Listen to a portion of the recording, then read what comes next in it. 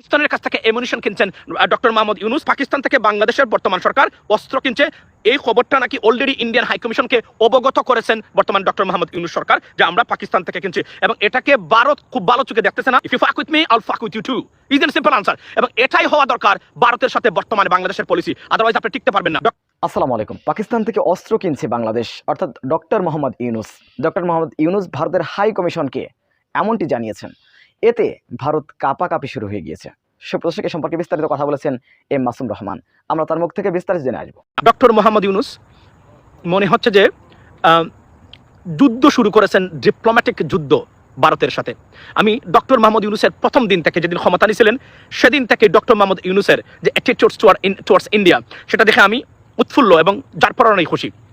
আমরা গতকালকেও বলেছিলাম যে ওনার অনেক অ্যাডভাইজারের ভিতরে আমরা যে অ্যাগ্রেসিভনেস, ভদ্রভাবে, সেটা আমরা দেখি না, কিন্তু ডক্টর মোহাম্মদ ইউনূসের প্রত্যেকটা কাজে কর্মে উনি ভারত চেয়ে বাংলাদেশের শত্রু। এবং আজকের এই বাংলাদেশের এই পরিণতির জন্য যে ভারত দায়ী, সেটা ডে ওয়ান উনি এনডিটিভির সাথে ইন্টারভিউতে বলেছিলেন যে আপনি থ্রেট দিয়েছিলেন, ডিপ্লোম্যাটিক থ্রেট ভারতকে, যে if you destabilise Bangladesh, your 7 sisters will be destabilised on the spot or instantly. যেটা বলেছিলেন সেটা আমরা সবাই দেখেছিলাম, লেডিস এন্ড জেন্টলম্যান। আজকে আমি আরও একটা খবর আপনাদের সাথে দিতে চাই, যে এই পরিস্থিতিতে বর্তমানে সেটা হচ্ছে যে ভারতের সবচেয়ে একটা পুরাতন নিউজ একটা খবর দিয়েছে, যেটা নিয়ে ভারতের ডক্টর মোহাম্মদ ইউনূসের আপনার head of the government, interim government হিসাবে তুলপাড় সৃষ্টি হয়েছে।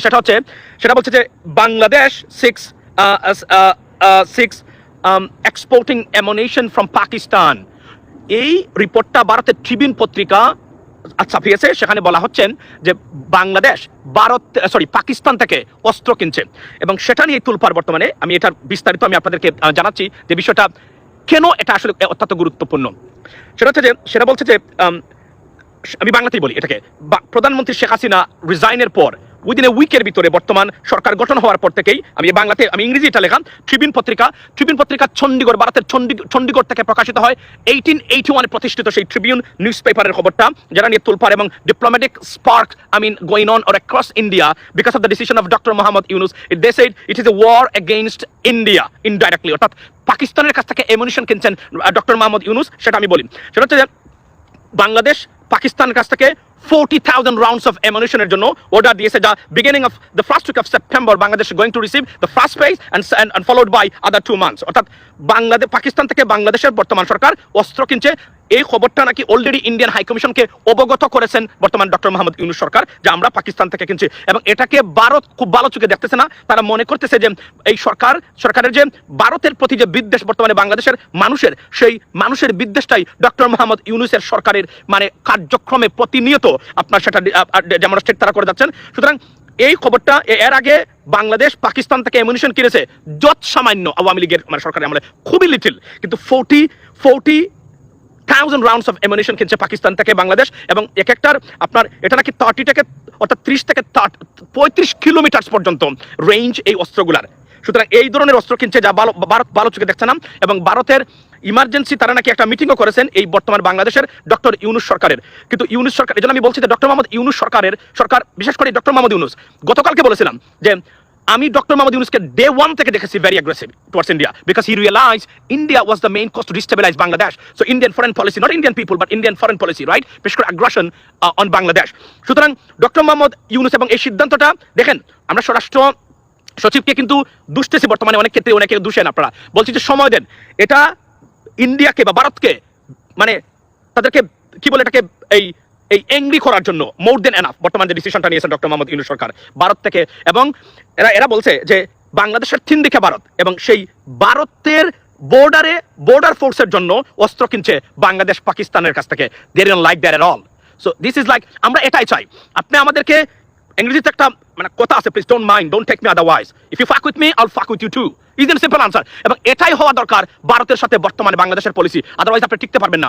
আমি বারবার আমরা বলছি যে বাংলাদেশের স্টেবিলাইজেশনের জন্য এই মুহূর্তে অ্যাক্টিভলি 24/7 অ্যারাউন্ড দ্য ক্লক যারা কাজ করেছেন, তারাতে ভারতের হাই কমিশন এবং ভারতের ইন্টেলিজেন্স এজেন্সি যারা তারা কাজ করে যাচ্ছেন বাংলাদেশের স্থিতিশীলতা অস্তিত্বের জন্য ভারতীয় পলিসি এবং ভারতের আগ্রাসনটা সবচেয়ে বড় ভয়ঙ্কর রূপ ধারণ করেছে। তারা কোনোভাবেই শেখ হাসিনা বা তাদের এজেন্ট যারা আছেন তাদেরকে মেনে নিতে পারছেন না। শেখ হাসিনাকে আমরা এবং তারা এখানে দুষছেন কাকে? যথারীতি তারা এই পত্রিকাতে জামায়াত ইসলামী, জামায়াতের শিবিরকে দুষছেন যে এটা আন্দোলনটা ছিল, এখনো তারা মনে করেন এটা শিবির জামায়াত ইসলামী বা ইসলামিস্টদের। দেখেন আপনারা স্বতঃস্ফূর্তভাবে যারা অংশগ্রহণ করেছেন এই যুদ্ধে 97% to 98% মানুষ ডাইরেক্টলি এই ভারত বিরোধী বা এই শেখ হাসিনার এই ভারতের এজেন্ট বা শেখ হাসিনাকে বাংলাদেশ থেকে বা ফেসিস্ট মুক্ত দেশকে করার জন্য আপনারা কাজ করেছেন। তারা বলছে এটা ইসলামিস্ট অর্থাৎ জঙ্গিবাদের কাজ, এটা কোনো বাংলাদেশের মানুষের কাজ না। এই জিনিসটাই তারা প্রতিষ্ঠা করার চেষ্টা করেছেন বিগত 16 বছরে আপনার বাংলাদেশের মানে পৃথিবীব্যাপী যে বাংলাদেশে জঙ্গিবাদ আছে। তারা আরো কতটা ভয়ঙ্কর কাজ করেছেন বাংলাদেশের মুসলমানদের বিরুদ্ধে কল্পনার বাহিরে। একটা উদাহরণ দেই, সেটা হলো ভারত চেয়েছিল প্রত্যেকটা বিদেশি বিশেষ করে পশ্চিমা দেশের এমবাসি এবং হাই কমিশনে এটা চালু করতে যে জঙ্গিবাদ নিয়ে কোয়েশ্চেন করতে বাংলাদেশের মুসলমানদেরকে, অর্থাৎ বাংলাদেশের মুসলমানদেরকে জঙ্গি হিসাবে আখ্যায়িত করা, দেশকে বাংলাদেশের মানুষকে কুক্ষিগত এবং বদনাম দিয়ে, এবং জঙ্গিবাদ হচ্ছে ইজি প্রে যেটাকে বলে, বাংলাদেশটাকে কন্ট্রোল করা বা নিয়ন্ত্রণ করার এই প্রচেষ্টা ভারত 16 বছরে করেছে শেখ হাসিনার মাধ্যমে। এরা গণদুশ্মন ছিল, গণশত্রু ছিল, সেটা আবার প্রমাণ করেছে। সুতরাং আজকের এই রিপোর্টটা ট্রিবিউনের, আমি আবার বলি ট্রিবিউন কিন্তু very old news paper in India, Chandigarh থেকে প্রকাশিত হয় 1881 সালে প্রতিষ্ঠিত এই বিখ্যাত ওল্ড নিউজ পেপার সেটা দিয়েছে, এবং এটা ডিপ্লোম্যাটিক স্পার্ক, এবং ভারত এটা নিয়ে চিন্তিত যে ডক্টর মোহাম্মদ ইউনূস উনি ভালো ভালো কথা বলেন ডেকে নিয়ে, ভদ্রতা দেখান, কিন্তু ভিতরে বলছে তারা উনি তার ভারত বিরোধী কর্মকাণ্ডে বরঞ্চ তারা লিপ্ত। সুতরাং আমি ডক্টর মোহাম্মদ ইউনূস স্যারকে বলবো আপনি এগুলা বজায় রাখবেন, মনে রাখবেন বাংলাদেশকে যদি ঠিক করতে চান তাহলে ভারতকে আপনাকে ঠিক করতে হবে। ভারতের পলিসি যদি আপনি কোনোভাবেই আপনি ঠিক করতে না পারেন, আপনি কখনোই শান্তিতে থাকতে পারবেন না। তারা কোনোদিন আমাদেরকে শান্তিতে থাকতে দেয় নাই, এখনো দিবে না। তারা শেখ হাসিনাকে থাকতে দেয় না। আজকে শেখ হাসিনার এই পরিণতির কারণটা হলো বাংলাদেশের মানুষ থেকে তাকে বিচ্ছিন্ন করে রেখেছিল এই ভারতীয় প্রচেষ্টাই, সে বুঝতে পারে নাই। আজকে আওয়ামী লীগের ডিস্ট্রাকশন সবকিছু শুধুমাত্র ভারতের পলিসির কারণেই বর্তমানে আপনার হয়েছে বাংলাদেশে। সুতরাং গেল আরো একটা খবর হলো যে আপনার শেখ হাসিনাকে ভারত দিবে কিনা, ফেরত দিবে কিনা। তারা সম্ভবত শেখ হাসিনাকে ভারত ফেরত দেবে না, এই কারণেই দেবে না আজকে বলছে তারা, সেই খবরটা আমি দেখেছি, সেটা হলো ভারত এই জন্যই দিতে চায় না শেখ হাসিনাকে ফেরত, তাহলে ভারতের যত এজেন্ট আছে বিভিন্ন দেশে তারা কোনোদিন ভারতের উপর আস্থা রাখবেন না, এই কারণে তারা শেখ হাসিনাকে দিতে চাচ্ছে না। বরং কমিটি গঠন করে দিয়েছেন কি ফাঁক ফুকর করে শেখ হাসিনাকে রাখা যায়। এর মধ্যে উল্লেখযোগ্য ফাঁক ফুকর হলো তার জীবন বিপন্ন হতে পারে, তাকে হত্যা করা হতে পারে বাংলাদেশে আসার পরে। এটাই তারা বলছেন, যেভাবে মানে আক্রমণ হচ্ছে বিভিন্ন মানুষের উপরে আপনার এই যখন কোর্টে নেওয়া হয় সেই কারণে, তখন তারা বলছেন যে এই আক্রমণ হতে পারে শেখ হাসিনার উপরে, শেখ হাসিনাকে জেলে হত্যা করা হতে পারে, বিভিন্ন পলিসি তারা যে পলিসি করেছিল এর আগে তারা শেখ হাসিনার অধীনে, এটাই বলছে তারা, এটাই বাংলাদেশে শেখ হাসিনার উপর হবে। এই ফাঁক ফুকর রেডি করে তারা, এবং জাতিসংঘের তদন্ত রিপোর্ট আসার পরেই চূড়ান্ত যে সিদ্ধান্তটা তারা জানাবে যে শেখ হাসিনাকে তারা ফেরত দেবে কিনা। এজন্য আমি বলছি আজকে যে যারা বলছেন আপনার আওয়ামী লীগের উনি নেত্রী ফিরবেন আবার বাংলাদেশে আসবেন, আপনাদের নেত্রীকে বলেন বাংলাদেশে আসতে, উনি আসেন না কেন? একটু আগে বলছিলেন আপনার একজন কে বলছিলেন যে আজকে জাতীয় পার্টির দেখলাম, জাতীয় পার্টির এই অন্যতম এই ডোমেস্টিক অ্যানিমালস যারা জাতীয় পার্টির জিএম কাদের বলেছেন শেখ হাসিনাকে বাংলাদেশে এনে বিচার করা দরকার, অর্থাৎ এক এক করে তার ছবি সরে গেছে। যদিও আমি মনে করি জাতীয় পার্টির রাজনীতি বাংলাদেশে আর কন্টিনিউ করতে দেওয়া উচিত নয়, কারণ they have nothing to offer to the nation anymore. এবং এই ধরনের হাসানুল হক ইনু গ্রেফতার হয়েছে, রাশেদ খান মেনন গ্রেফতার হয়েছে, এবং ওবায়দুল কাদেরের কিছু বক্তব্য দেখলাম, অর্থাৎ এই ব্লাডি বাংলাদেশকে উপহার দেওয়ার জন্য এই শেখ হাসিনার এই গ্যাংরা এবং হাসানুল হক ইনুর মতো ভারতীয় এজেন্ট এবং রাশেদ খান মেননের মতো এরা বাংলাদেশটাকে কিভাবে কুক্ষিগত করে রেখেছিল। আমাদের থ্যাঙ্কস টু অলমাইটি আল্লাহ যে আমাদের নতুন প্রজন্ম এবং প্রবাসীদের সহযোগিতায়, আমি বারবার প্রবাসীদের সহযোগিতা এর জন্যই বলি, লেডিস এন্ড জেন্টলম্যান মনে রাখবেন রেমিটেন্স শাটডাউন তাদের ব্রেইনের ভিতরে রক্ত প্রবাহটা বন্ধ করে দিয়েছিল, remittance shutdown. So do not forget our expectations of প্রবাসী যারা আমরা আন্দোলন করেছি, যারা এখানে যুক্ত হয়েছেন, এবং এই অক্সিজেন বন্ধ করাও অন্যতম কারণ ছিল শেখ হাসিনা সরকারকে ডিস্টেবিলাইজ করার জন্য। সেটা পলকের এই মানে কেঁদে রেমিটেন্স পাঠানোর বক্তব্য থেকে আপনারা বুঝেছেন, এবং তার কতটা ডায়ার সিচুয়েশন ছিল সেটা অর্থ থেকে এই অবস্থার মধ্যে দিয়ে আমরা দেখেছেন। টাকাই নাই যেখানে ডলার টাকার প্রশ্ন সেখানে উঠে না। সুতরাং শেখ হাসিনা তাকে তারা দিবে না, তবে শেখ হাসিনাকে নিয়ে খেলার চেষ্টা করবে আপনার ইন্ডিয়া। মনে রাখবেন শেখ হাসিনা বা আওয়ামী লীগ ছাড়া ভারতের অস্তিত্ব বাংলাদেশে অলমোস্ট নন এক্সিস্টেড। সুতরাং এটা কখনোই ছাড়বে না। আপনি যদি মনে করেন ভারত ফিক্সড হয়ে গেছে, তারা দেখাবে ফিক্সড হয়ে গেছে, বাট তাদের যে রিপ্রেজেন্টেটিভস বা এজেন্ট যারা আছে, পার্টিকুলারলি শেখ হাসিনা ওই তথাকথিত বা আপনার যে এই যেটাকে সেকুলার নামের ভারতীয় এজেন্ট যারা আছে, তারা কোনো অবস্থাতেই চাইবে না বাংলাদেশটা স্মুথ ভাবে চলুক, কারণ শেখ হাসিনার অনুপস্থিতিতে বাংলাদেশ ডিস্টেবিলাইজ করা। সেটা গতকালকে পত্রিকাতে আসছে, কি বলছেন সালমান এফ রহমান বলেছেন যে যুক্তরাষ্ট্র প্রায় শেখ হাসিনাকে সরিয়ে দিয়েছিল, কিন্তু ভারত এটাই বুঝিয়েছে যে ওই যে আপনার ডিফেন্স সেক্রেটারি অস্টিন এবং foreign secretary of the United states আপনার অ্যান্থনি ব্লিংকেন যিনি ভারতে গেছিলেন, যাওয়ার পরে যে মিটিংটা হয়েছিল এবং সেখানে পিটার হাসকে নেওয়া হয়েছিল, সেখানে মূলত ওই নির্বাচনে শেখ হাসিনাকে সরিয়ে দেওয়া বা তত্ত্বাবধায়ক সরকারের দাবিটার সবকিছু শেষ হয়ে গেছে। তারা বুঝিয়েছে শেখ হাসিনাবিহীন বাংলাদেশ জঙ্গিবাদের আখড়া আর একটা আফগানিস্তানের পথেই যাচ্ছে।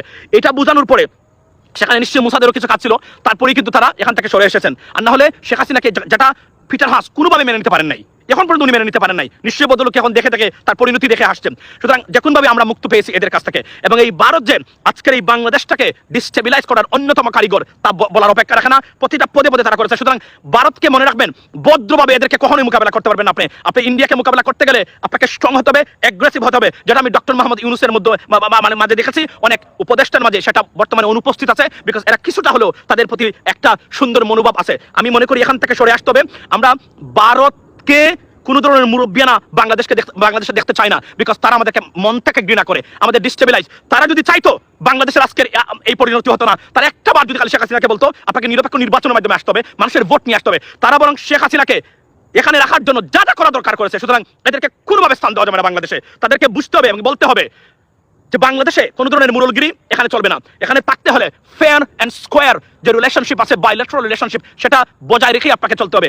এবং আমি আবারও বলছি, যদি আপনি মনে করেন ভারত আপনাকে ভালোবাসে বাংলাদেশিদেরকে এবং তারা চায় বাংলাদেশের স্টেবিলিটি, আপনার মতো বোকা এবং ফুলিশ ননসেন্স পৃথিবীতে আর একটাও নাই। তারা কোনোদিন বাংলাদেশকে শান্তিতে থাকতে দেবে না। এবং এই যে আপনি দেখেন একের পর এক বর্তমানে চলছে যে ডিস্টেবিলাইজ করার সচিবালয়, আমি বারবার বলছি, যার যে চ্যানেল আছে, আমার চ্যানেলও আমি বলছি, you can be aggressive against this thugs. এই সরকারের যারা তাক ছিলেন এবং পুলিশ বাহিনীতে, ডিবিতে, আর্মিতে যতটা তাদের ছিল, প্রত্যেকটাকে আপনি মনে রাখবেন, এদেরকে সরিয়ে দিতে হবে প্রত্যেকে। যদি না শোনান, আপনাকে তারা শান্তিতে থাকতে দেবে না। যদিও ভারত এবং তাদের এই যারা আওয়ামী লীগ, তাদের উদ্দেশ্যে আমার বক্তব্য একটাই, বাংলাদেশ চালায় পুলিশ এবং আর্মি না, বাংলাদেশ বর্তমানে চালায় স্টুডেন্টরা। আনসার বাহিনীরা আসছিল না, গতকালকে আপনারা দেখেছেন তাদের দুঃসাহস, পরিশেষে এমন লাঠিপেটা খেয়েছে, তারা দৌড়ের উপরে ছিল, পরে হাত জোর করে ক্ষমা চেয়েছে। সুতরাং মাঠে নামার আগে, এই সরকারকে ডিস্টেবিলাইজ করার আগে 3 বার চিন্তা করবেন। আপনাদের অস্তিত্ব কিন্তু তারা বিলীন করে দিবে, তারা বলছে, আমরাও বলছি সেখানে। এবং আনসার বাহিনীর কার্যকারিতা, আমি বিলুপ্তের চেয়ে আনসার বাহিনীকে রিফর্ম করে, আমি মনে করি 90% আনসার বাহিনীর সদস্য যুবলীগ, ছাত্রলীগ এবং আওয়ামী লীগ সমমনা থেকে নেওয়া। সুতরাং আনসার বাহিনী, এবং আমি এও শুনেছি ভারতে বসে ছাত্রলীগের নেতারা তারা বলছে শেখ ডক্টর মোহাম্মদ ইউনূসকে ডিস্টেবিলাইজ করার জন্য আমাদের এক আনসার বাহিনী যথেষ্ট। কারণ আনসার বাহিনী, মনে রাখবেন, এটা আনসার বাহিনী নয়, এটা আনসার লীগ। এরা অস্ত্র আছে, এরা যে কোনো সময় বাংলাদেশে বড় ধরনের দুর্ঘটনা ঘটাতে পারে। So be careful. আমি সরকারকে বলবো, এবং যারা আপনাদের চ্যানেল যারা আছে, সেই চ্যানেলের মাধ্যমে সরকারকে জানিয়ে দিবেন, আনসার বাহিনী হবে ভয়ঙ্কর একটা ফোর্স সরকারকে ডিস্টেবিলাইজ এবং বাংলাদেশের শত্রুদের আপনার কার্যক্রম বাস্তবায়ন করার জন্য। So be careful. আনসার বাহিনীর কার্যকারিতা তাদের আসলে কি দরকার ছিল, আমি আমার জীবনে, আমার বাবার জীবনে, আমার সন্তান তো আমেরিকাতে, আমি জানি না কারো কোনো কাজে লেগেছে কিনা। আমি একটা উদাহরণ দেই, আমার ভাই, আল্লাহ ওনাকে বেহেশত নসিব করুক, আমি 23 বছর আগে আমার ভাই যেহেতু হেড অফ ইনস্টিটিউশন ছিলেন, উনি প্রিজাইডিং অফিসার ছিলেন, উনি আমাকে নিয়ে গেছিলেন একটা, তখনকার সময় ইউনিয়ন পরিষদের নির্বাচন ছিল। আমি আনসারকে কিভাবে দেখেছি আমি একটা উদাহরণ দেই। তখন পুলিশ থেকে শুরু করে ট্রাক ভরে সবাই গেল, সেখানে আমরা গিয়ে পৌঁছলাম, উনি আমাকে নিয়ে গেছিলেন দেখার জন্য। 24 বছর আগে, আমি মাত্র ইন্টারমিডিয়েট পড়ি তখন, না হাই স্কুল থেকে বেরিয়েছি আমি জানি, মনে নেই আমার। সেখানে হয়েছে কি, আমি আপনাকে বলি, আমি আনসার বাহিনী গিয়ে দেখলাম সারা রাতের এই ঠান্ডার সিজনে বসে বসে ওই বাইরে বসে ভারতীয় বিড়ি খাওয়া, আর ইলেকশনের দিন অযথা বাঁশি বাজিয়ে মানুষদেরকে হয়রানি করা। এই সারা আমি আনসার বাহিনী কোনো কাজই দেখলাম না আমি কোনোদিন। কি দরকার আনসার বাহিনীর, আই হ্যাভ নো আইডিয়া। সুতরাং তারপরেও যদি থাকতে চায়, মনে রাখবেন 90% আনসার বাহিনীর সদস্য বর্তমানে আওয়ামী লীগের দ্বারা, আওয়ামী লীগের ছাত্রলীগ, যুবলীগ, স্বেচ্ছাসেবক লীগ এবং শ্রমিক লীগ থেকে নেওয়া। Be careful, that can be a dangerous force against the stabilisation of our country, ladies and gentleman. সো এটা বলে দিবেন প্রত্যেকটা ক্ষেত্রে, যারা যেখানে আছেন পৌঁছে দিবেন। এই সরকার, আমি আবার বলছি, they are soft, slow and steady, but they can be aggressive like doctor Mohammad Yunus. এই সময় এসে পাকিস্তান থেকে 40 রাউন্ডস অ্যামিনিশন কিনা বর্ডারের জন্য, আপনি কি মনে করেন it's like a joke? It's not a joke. It's a very serious demonstration of serious aggressiveness by the Dr. Mohammad Yunus. সুতরাং আমরা চাই you got to be aggressive. যত বেশি দুর্বল হবেন, তারা তত বেশি তারা এসে আপনার। সুপ্রিয় দর্শক, বিষয়টি আপনারা কিভাবে দেখছেন, অবশ্যই আপনাদের মূল্যবান মন্তব্য কমেন্ট বক্সে জানাবেন। সবসময় সত্য নির্ভর তথ্য পেতে স্বাধীন বাংলা ইউটিউব চ্যানেলটি সাবস্ক্রাইব করে আমাদের সাথে থাকুন। আসসালামু আলাইকুম ওয়া রাহমাতুল্লাহি ওয়া বারাকাতুহু।